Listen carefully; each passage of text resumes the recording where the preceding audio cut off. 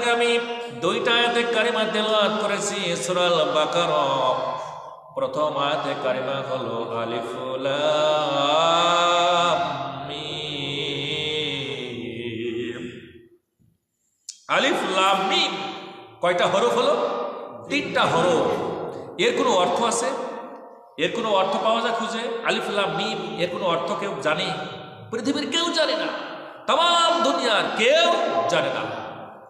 হুয়াল্লাযী আনজালা আলাইকাল কিতাব মিনহু আয়াতুম মুহকামাতুন হুন্না উম্মুল কিতাব ওয়া উখারু মুতাশাবিহাত ফাম্মাল্লাযীনা ফী কুলুবিহিম যায়গুন ফাত্তাবিউনা মা তাশাবাহা মিনহু ইবতিগাআল ফিতনাহ ওয়া ইবতিগাআ তা'বিলিহি ওয়া মা ইয়া'লামু তা'বিলাহু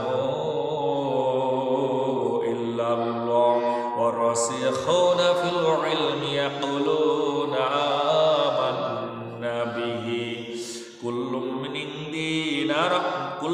ইনদি রাব্বিনা ওয়া মা যাক্কারু ইল্লা উলুল আলবাব।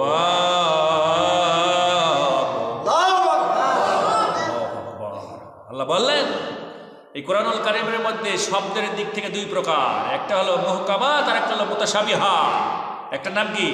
মুহকামাত আর একটা হলো মুতাশাবিহাত। অর্থাৎ মুহকামাত হলো কোরআনের জননী, কোরআনের মা, সহজ অর্থ, সবাই এই অর্থগুলো বুঝতে পারে। কিন্তু মুতাশাবিহাত এর অর্থ পৃথিবীর কেউ জানে না। কে জানে? আল্লাহ। ওয়া মা ইয়া'লামু তা'বিলাহু ইল্লাল্লাহ। আমার আল্লাহ বলতেছেন তাম দুনিয়ার কোনো মানুষের পক্ষে সম্ভব নয়। আলিফ লাম মিম এর অর্থ কি কে জানে? আল্লাহ জানে। কুল মিন ইনদি রাব্বিনা। আমরা শুধু এতটুকুই বলতে পারি যে এগুলো আল্লাহর পক্ষ থেকে আগত অক্ষর হরফ। আল্লাহই ভালো জানে এর অর্থগুলো। আমরা তবে ঈমান এনেছি এর উপরে, ঠিক কিনা?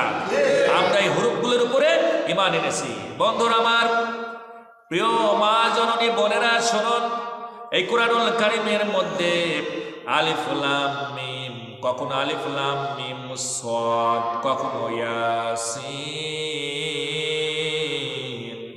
কখনো হামিম, আবার কখনো তাহা। এইভাবে আল্লাহ রাব্বুল আলামিন কোরআনুল কারীমের মধ্যে একটা নয়, দুইটা নয়, 29টা সূরার মধ্যে 14টা এই রকমের হরফ আল্লাহ কোরআনুল কারীমের মধ্যে দিয়েছেন। আমরা আসতে বলি সুবহানাল্লাহ।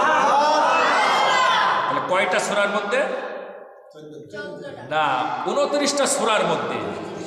29টা সূরার মধ্যে 14টা এই রকমের হরফ আল্লাহ সুবহানাহু ওয়া তাআলা দিয়েছেন। এগুলোকে বলা হয়, এই সব হরফগুলোকে বলা হয় হুরুফে মুকাত্তাত। কি বলা হয়? হুরুফে মুকাত্তাত।